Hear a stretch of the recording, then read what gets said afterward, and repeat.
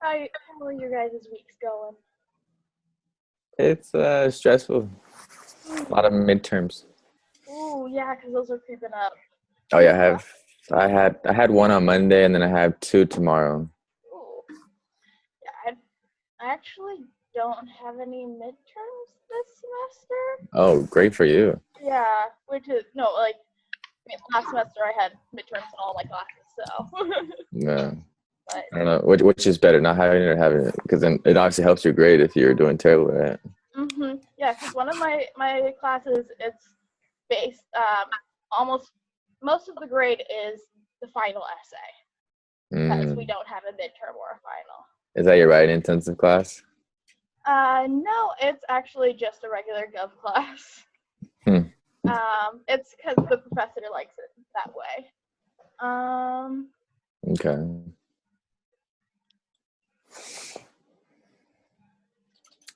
I'm crazy.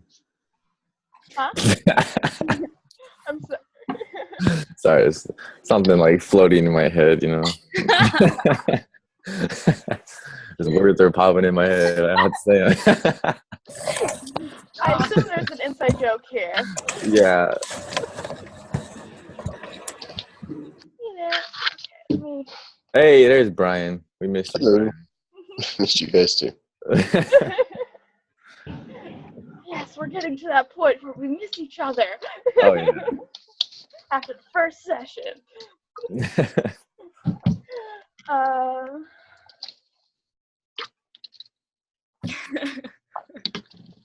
Wait, if you don't mind, where are you, Brian?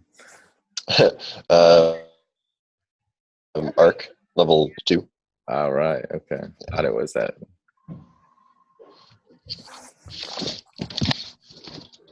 Oh, perfect. Just down one of the back halls. Right. Yeah, I drive home, but it's like 30 minutes from here, so figured just knock this out and then go Yeah. home. Make use of your time. Got it.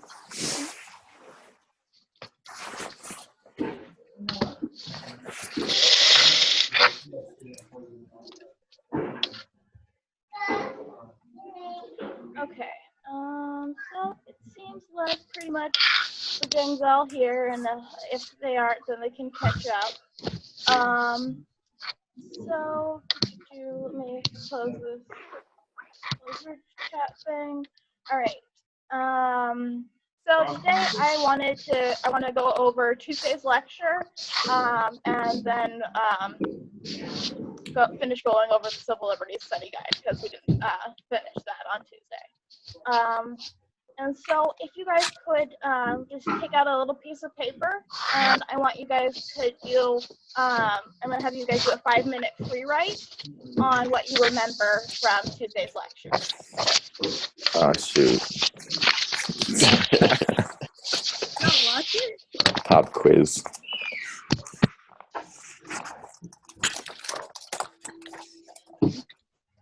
Got a handy dandy pencil. Here we go. Stop it. You know what? Don't mock the handy dandy pencils. That's really cool shit right there, man. Right. I told him to join this class, so I take it back.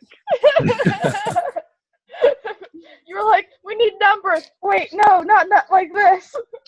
Right. No, I'm just kidding. All right. It is 6:03, and so I'm gonna give you guys till 6:08. All right. Go.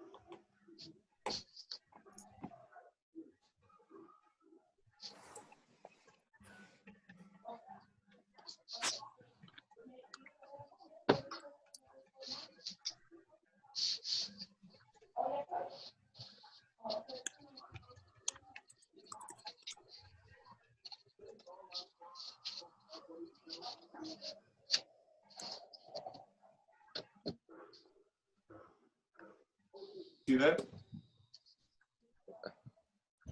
That was Josh. Son of a bitch.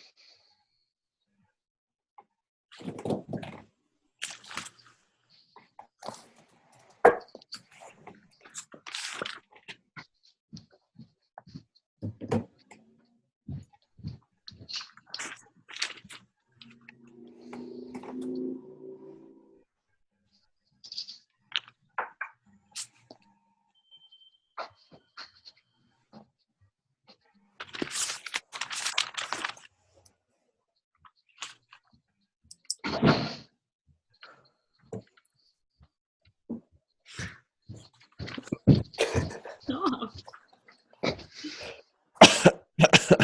Do I just need to ban you guys from looking at each other? No, Because you just start giggling? it's this guy. He's making fun of me. What I do? Shh, I'm trying to study. You He has the free right. I am. I got federalism. I got civil liberties. I got the conversation. And It's a summary. Mhm. that is my summary. I like that. Bullet points are a summary. What are you talking Right? It's a different way of doing a summary. I'm Oh, not yeah. gonna, I'm not going to discount that. It's a guy thing. Just Definitely. Like to get straight to the point. I like doing bullet points too, rather than writing things out. Am I That's why I typing? struggle with my essay writing because you have to like fluff it up, you know. Yeah, no, same. I can't do fluff. Yeah, seriously. My essay would be like that long, but it covers everything, you know.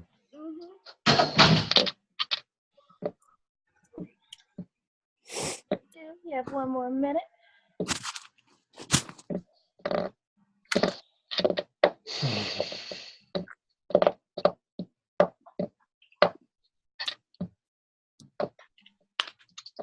Alright, you can start writing. So, what was the first thing that we talked about? What was the kind of, what was the local cartoon that we showed? Did we show a local cartoon? I'm pretty sure we did. Mhm. Yeah. This is the one with the signs and Trump. Yeah, with the foreign policy. Yeah. Can you explain that, Amber? Well, I don't remember all too much, but I know there was like a wall kind of, and it had like two gates, and there was like a little like barrier thing between the gates, and then oh wait, no, actually, is that the next one? Oh, I think that one's Thursday. Yeah. Yeah, just kidding. Tuesday, it had Trump, and it said like foreign policy, and then it said Pence, that he doesn't really mean this, and then there was a general, and it says like relax, we've got this, and it's talking about how, or it's kind of like making fun of them, how they're the cabinet's disorganized and everyone needs to be on the same page, and Trump like off talking about something, and then Pence is like, oh well, I didn't realize, you know, so it's just kind of making fun of that, and yeah, and how policies need to be more like decided. Yeah, because there's this whole like Trump rhetoric, and then his policy advisors being like, "Oh no, he didn't really mean it that way. He means it this way." And so there is coming to conflict, rhetoric and action, and that's going to definitely follow President Trump as he goes through these years, because with those two in conflict, it doesn't last long. Or at least it shouldn't. Yeah. But And then how about the one with the water? That was on Thursday, right? yeah. You want to explain that one?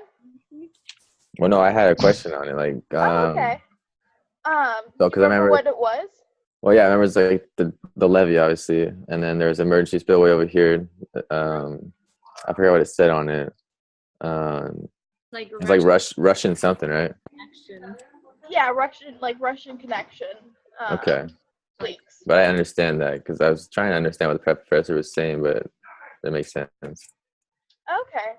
So, it was kind of a reference to both like the Oroville Dam breaking, almost breaking and stuff like that, and the leak that Trump's national security advisor had like private conversations with like Russian officials, thus connecting him to them and showing a kind of an affiliation and a want, like basically he was too affiliated with higher ranking officials. Yeah. But the only reason that they caught him is because they were already spying on the Russians, right? Or they're obviously looking into them. Yeah, and because So of if they the didn't whole look scandal. into him, do you think that we would have never found that of him communicating with them? And then it could have led to something bigger of leaking information from the United States?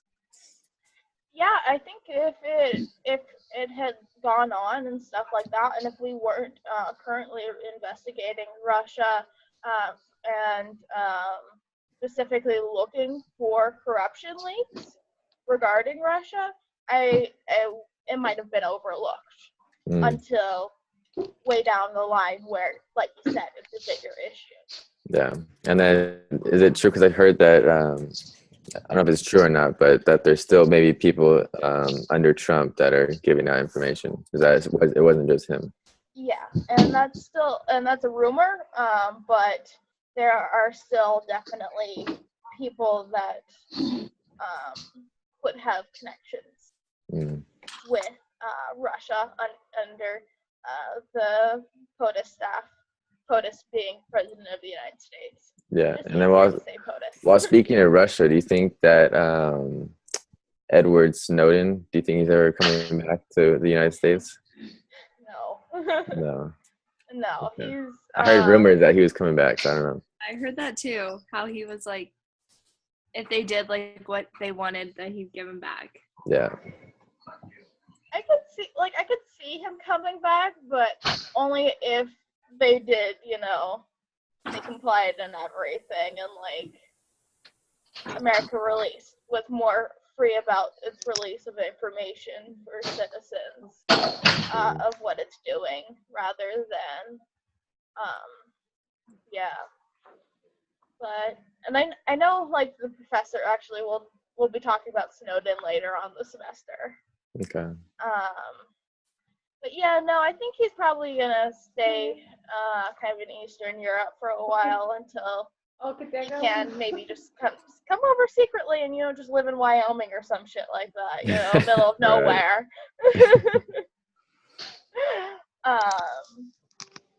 So yeah, I don't know. I'd be interested if you guys have that article, like I'd be interested in seeing it. Definitely. But yeah, so that's what that was about and stuff, and so it was kind of the connection of that leak with our own natural disaster leak. Gotcha. It's weird seeing like articles about Northern California on like BBC World News. Right. Because that's like my homepage and stuff like that. It's just a really good thing just to, I don't know, I started it like for a couple classes ago because I had current events quizzes and stuff. It's actually really nice just to have as like the first thing. I mean, sometimes it's depressing, but it's nice because you're informed. But enough of that. what did we talk about after we finished discussing the current events?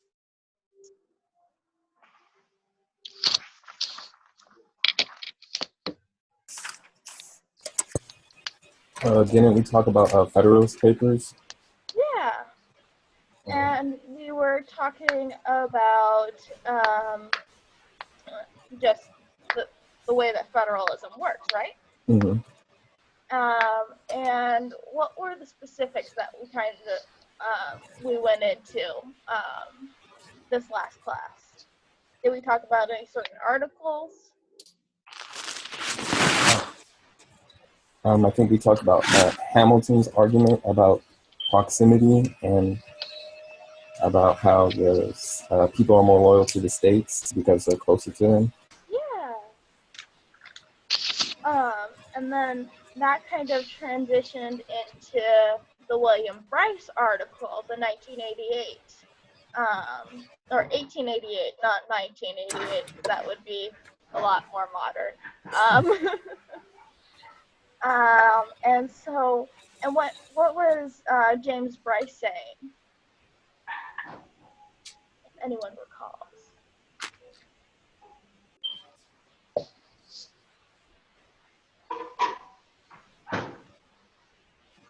I had a couple of quotes and stuff from the James Bryce article.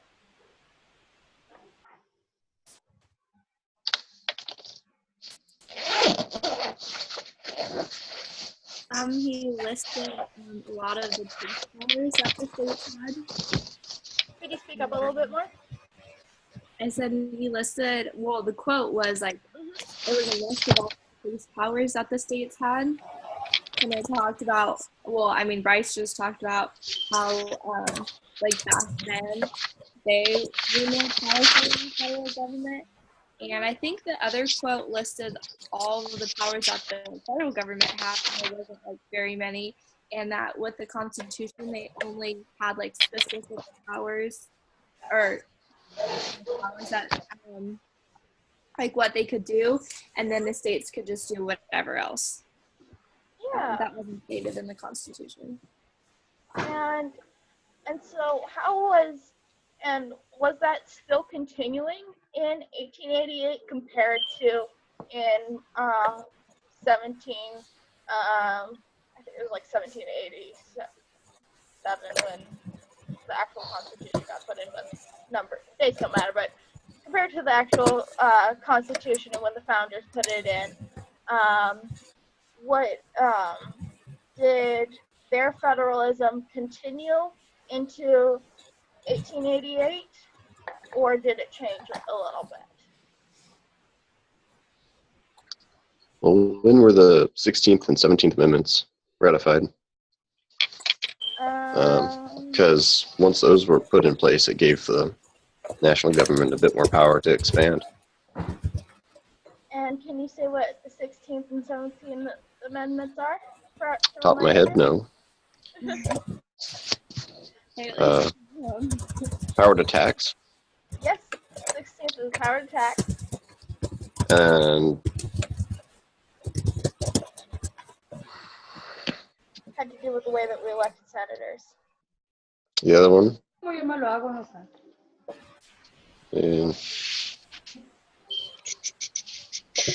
Wasn't it about senator terms? Not the terms, but how they're elected. Oh. Who elects the senators? The people, right? They do now because of the 17th Amendment. They used to be elected by the state legislatures. And so state senators used to be more loyal to the state, and now they're more loyal to the people in a more general sense. And it gives the people more agency. And so, what did James Bryce say about the affinity people had for the national government? Because didn't he remark that even though we had the case of proximity and, for the most part, the state control, that was the civilian interacted most with the state rather than the federal government, but he said that there was still kind of this natural affinity that people had towards the national government. Do you guys remember that? You're saying, I think it was something like the closer closer to the people the government is, the more the people will feel associated with that government. And so, are you saying that with the change of senator elections, they became closer? Well, yeah, if we're electing them now, then they're a lot more vested in us, and we're more vested in them. And I forgot, wasn't there just like in a general sense that people had this kind of affinity for the national government because of the president and everything, and that it's the unifying force between the states? Or am I skipping ahead? Is that where he was talking about how wherever we go in the United States, we know that there's going to be a lot in common? Yeah, and like there'll be like federal laws and stuff like that that kind of maintain consistency between like the FDA and everything. Yeah. Because we kind of, we see it more as the federal government's responsibility to protect us that way. And because of that protection, we have more loyalty. Also the fact, that we aren't really conscripted to state militias. We go to the national army, Right. or the national military, whichever branch you want to be in, compared to a state-centric way of doing things. But yeah, so we talked mainly about those two articles. Did we get anywhere past that? What do you guys have in your notes?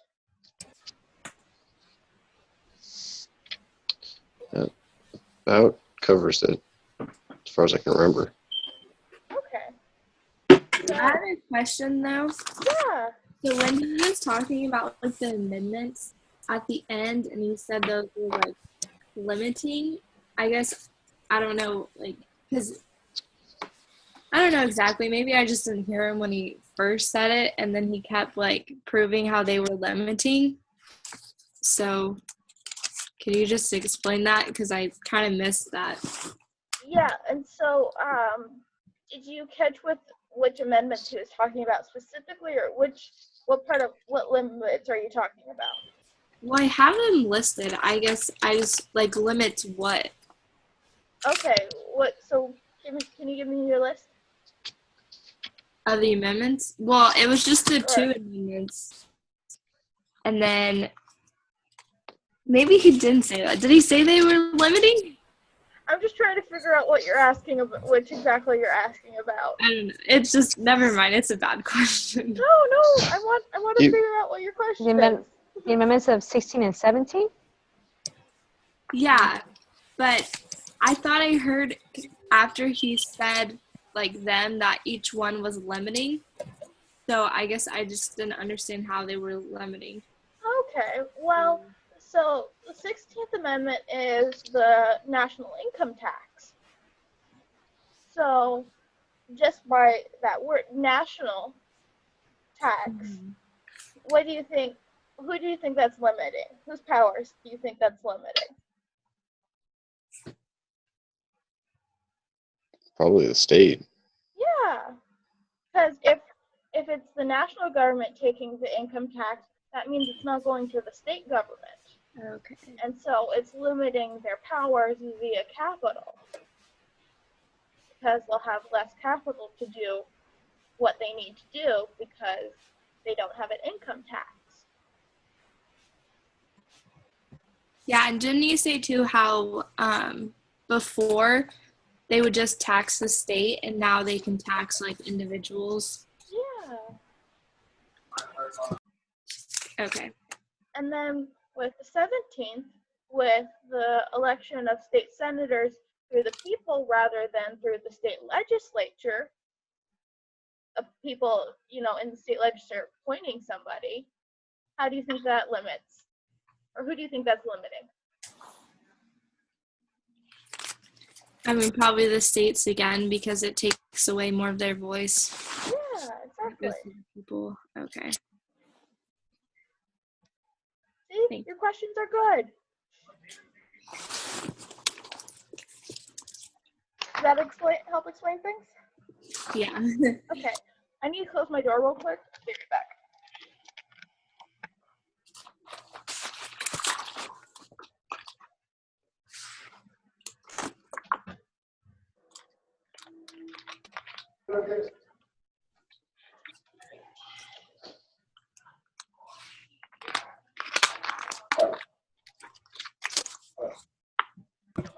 Right. Not so loud.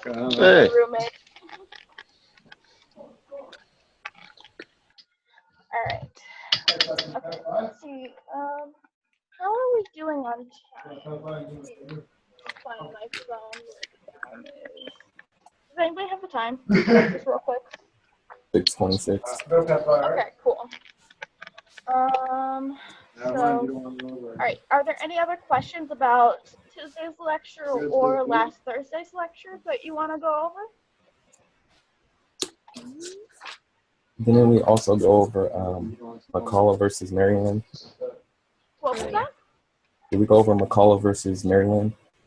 Yeah, McCullough versus Maryland, definitely. So we kind of went over that last time. Jordan, you were the one who wrote about McCullough v. Maryland, right? I believe, yeah. No, we did the first. That was the first one, right? All right. Were you the first one? Yeah, we did the first one. Who did McCullough v. Maryland on the study guide on Tuesday? I think that was Jordan. That wasn't yours. It might have been. I think it was, because in a second I thought. I'm trying to pull it up.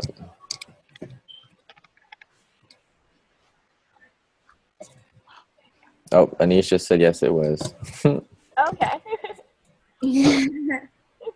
That was my partner.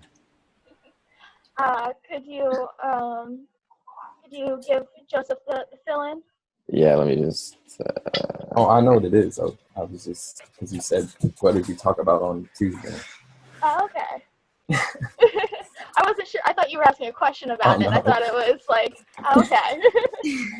So I'm just asking, I'm making sure that we're all good to move on to like the civil liberties study guide and everything. Yeah. Yeah. All right. Joseph, could you send me your Gmail so I can add you to the Google Doc? I did, and I think you already did. I did? Okay. Awesome. I am thinking, because I hadn't done it with the other people, so I was just like, oh, okay. All right, let me share the screen, and let us do this. So let's go to the Civil Liberties Study Guide.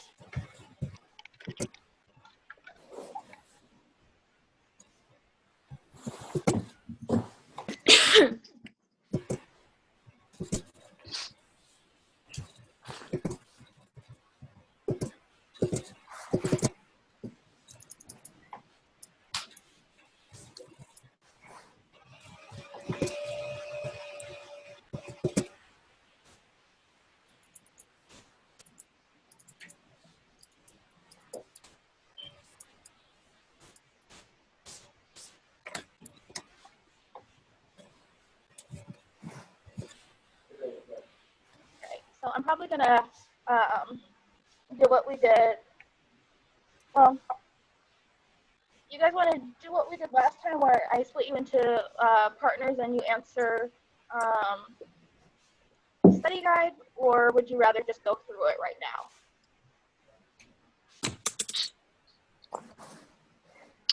now? Either way. Okay. All right. So okay. Can somebody, what is habeas corpus? Isn't that when you get called into court for the court to inform you of your charges? No, it is actually that I looked it up right. huh? Wait, what is it? habeas corpus. Yeah, because I googled it and it sounds like a little weird. The And Latin meaning of it is you may have the body. yeah. Does it say? Does it have the legal definition there? It says is a recourse in law whereby a person can report an unlawful detention or imprisonment before a court, usually through a prison official.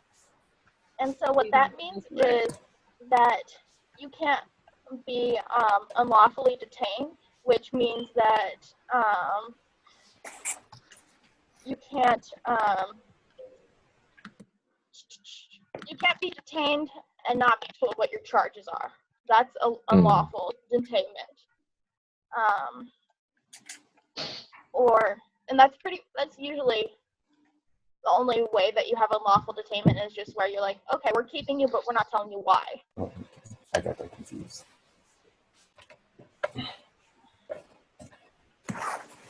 And then what are civil liberties?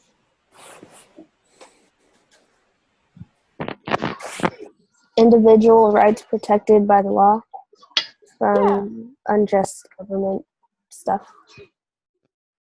And so, how are civil liberties different than civil rights? A tricky question.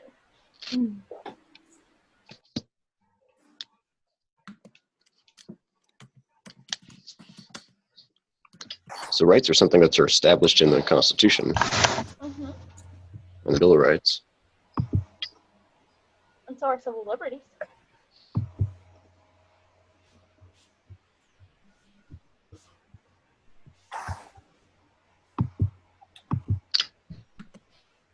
Feel free to look it up. I've always felt like liberties are something that could be taken away, or rights, can't. Yeah. And does anybody else have anything to add on to that too?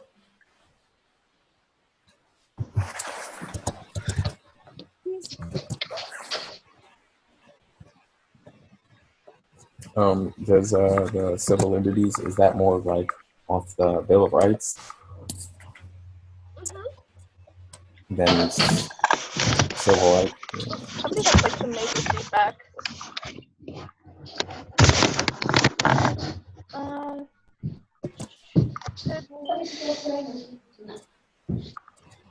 Does everybody have like their headphones in and stuff? Yeah. Okay.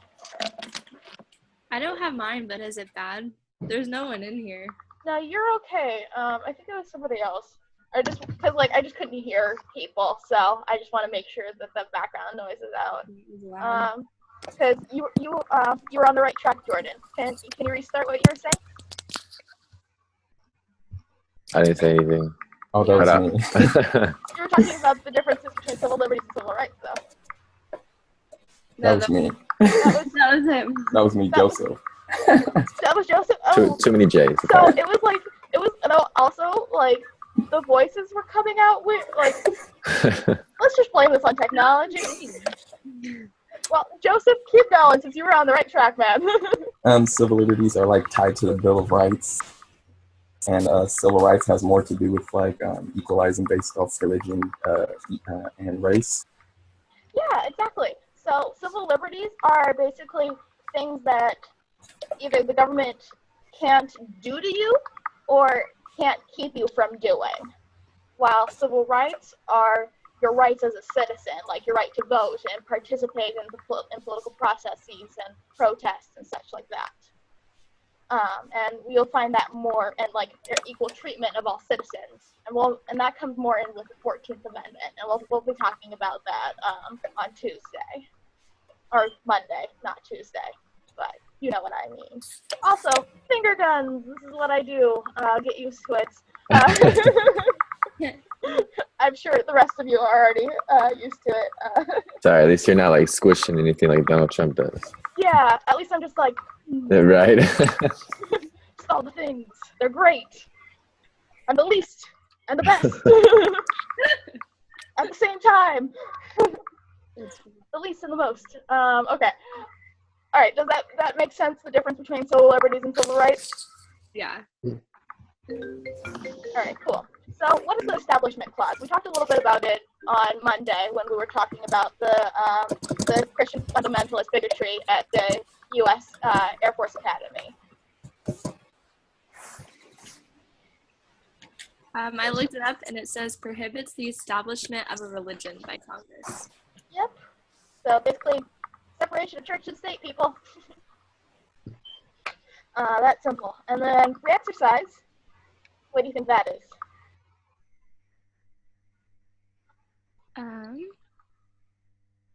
Free exercise of the First Amendment. So you can freely choose what religion you want. Exactly. You have the freedom to exercise whatever religion you wish, as is what all the pilgrims came here to do. But then they didn't let the natives practice as they wished. But, that's a whole other story. Ignore me. Also, since we have some new people here and everything, I just want to let you guys know that I do have liberal leanings and stuff like that, as it's probably pretty obvious. But I want you to know that this place is a safe space to share your opinions and to discuss matters. I'm not going to criticize you for having a different opinion, because that's not how people debate and get to consensus and stuff. So I just want you guys to feel safe to explore politics here, because this is what Govt 1 is for. It's exploration and learning about your system. But yeah. All right. So what is the due process? It's like the process that we have to follow when detaining somebody and all the rights that they are allowed to have. Yeah, it's basically the 6th, 7th, and 8th Amendments. Because they say, you have 6th Amendment, you have a right to a fair and speedy trial by your peers. I think I actually mixed up. I probably mashed up 6th and 7th, and the 8th is no cruel and unusual punishment. And so those all fit together to constitute the due process of the legal system, from detainment to court. So 6 and 8 Amendments. I'm still working on the whole writing things while talking and stuff like that. I know lots of professors have that down, but I'm still working on it. It's a skill. What is the exclusionary rule? Can't use legally obtained evidence in a trial. Was it legally or illegally? Yes. So if it's illegally obtained, it is excluded. You gotta, that's why, it's you have to have a warrant to get this, otherwise this evidence is going to be inadmissible in court. That's what that is. You have to have your warrant. What's the Miranda rule? You guys hear it on Law and Order every episode. Yeah. So criminal laws that applies to police interrogation of persons who have been taken into custody. So they have to say they're they have the right to remain silent and stuff like that.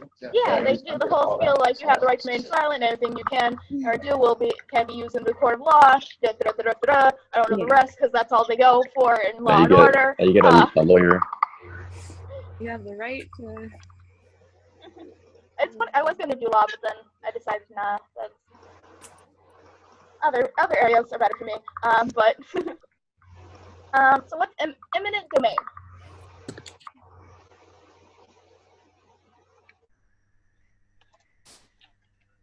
It's the right of the government to take property if they think it's for the better or the common good. They'll have to pay you, right?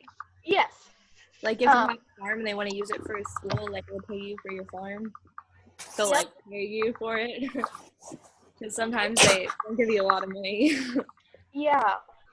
And that usually happens more so when they take the land to give it to a national park, create a national park. often because they don't have the money that's going to be generated by the park and stuff like that to give to the people that they're buying the land from. There's a specific word for what, like, their payment and stuff like that, but that's not really that important. Basically, eminent domain is that the government has the right to take certain land for uses such as national parks or national resources that are necessary for the maintenance of the country, kind of thing. And you can even challenge it in a court of law if you don't think it's valid. What's the right to privacy?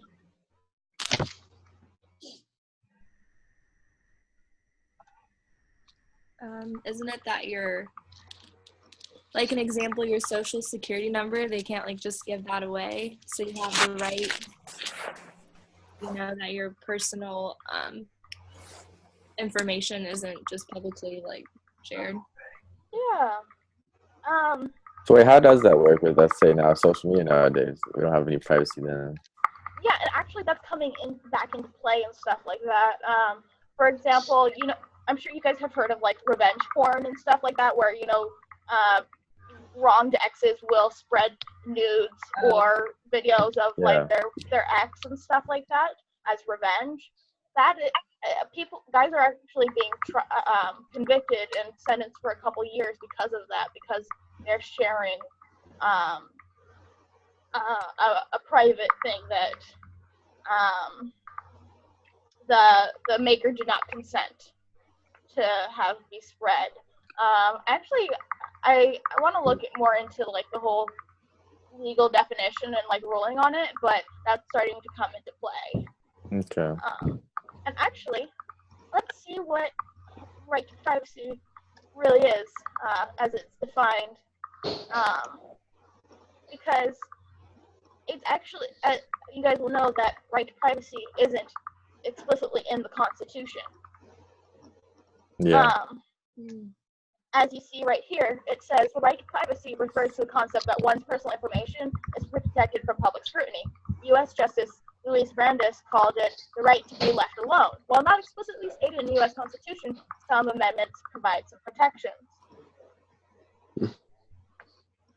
So it's kind of like an implied right, and that's one reason why it has been so contested at times. With Roe v. Wade debating if women have the right to an abortion, and if they have the right not to be publicly scrutinized for that because it is a private issue, is one of the arguments. So yeah, does that make sense to everyone? Mm-hmm. All right. So let's check what time it is. Okay, we have 4 minutes. Which of the articles would you guys like to go over? Because I think we only have really time to go over one of them.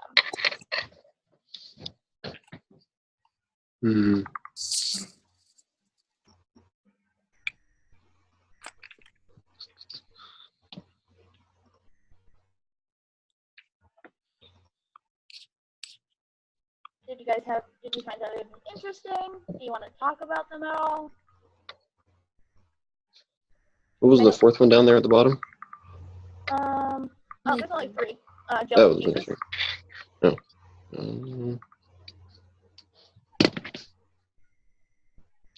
I mean, I guess the only question I have is that being controversial right now? Or are they starting to like cross those lines of establishment? Yeah, and actually this has been a thing for a little while now, and especially with the creation of for-profit prisons, that's becoming a real issue. Because they're just trying to make money and really treat prisoners inhumanely, and so Yeah. I don't know how you can. I don't know how you can have a for-profit prison. Huh? I just not sure how you can have a for-profit prison. You know. Prison labor. You know, Yeah. most of your a lot of those made in America stuff. A lot of times it's made by prisoners.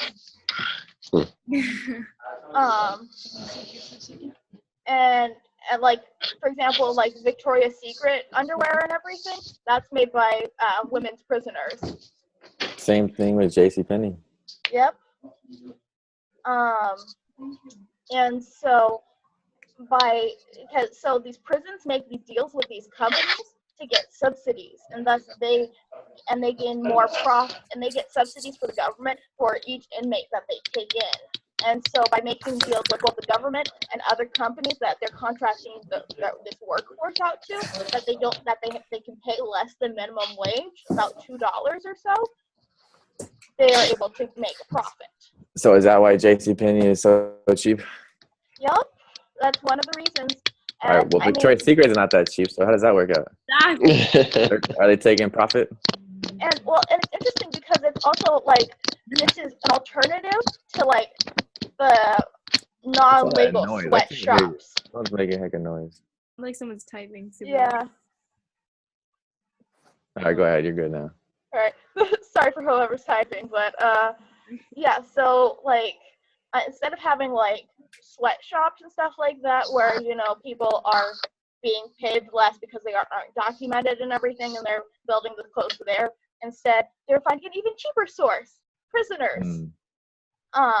And especially because there has been social movements against these sweatshops. For example, Forever 21 is one of the more notorious ones. But I don't see that as being wrong because obviously aren't they paying them? Yeah. Well, and it's in America too. For the sweatshop or for the prisoners? For the prisoners that are making these clothes, obviously packaging, I think it is. And they're paying them probably very minimum, but they're obviously getting paid rather than not being paid, right? But don't they usually just get paid that minimum so they could buy things like at the prison or something? And so that's where it comes to like some of the for-profit prisons don't treat the workers humanely, especially the ones that are picking produce. I don't think any prison treats anyone humanely. Yeah. and so that's kind of the more main issue and stuff like that, is that they aren't being treated humanely. If they were, then the system makes more sense. Yeah. But if there's human rights violations going on, then that's a serious problem. But they're obviously agreeing to it as well as working, correct? They're not just forcing them to do it. Yeah.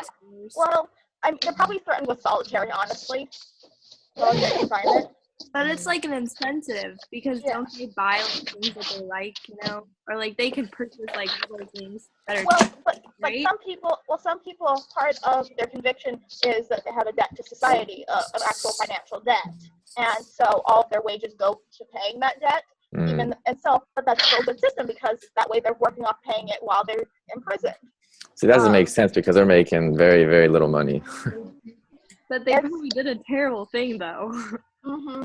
Well, I can see that they keep the money while they're in the jail, and then once they get out of jail, then they use that money that they're actually going to get for actually working. That can pay out off. Well, don't you make more money once in jail if they're like working until they die, and instead of putting them on death row? Like, don't we make money off of them, or we just don't like about honestly, I haven't done that much research, so I can't say. I think they do. Yeah. A little bit that I remember, yeah. Like, why kill them? They just make money off of them being there, so that's being there, yeah.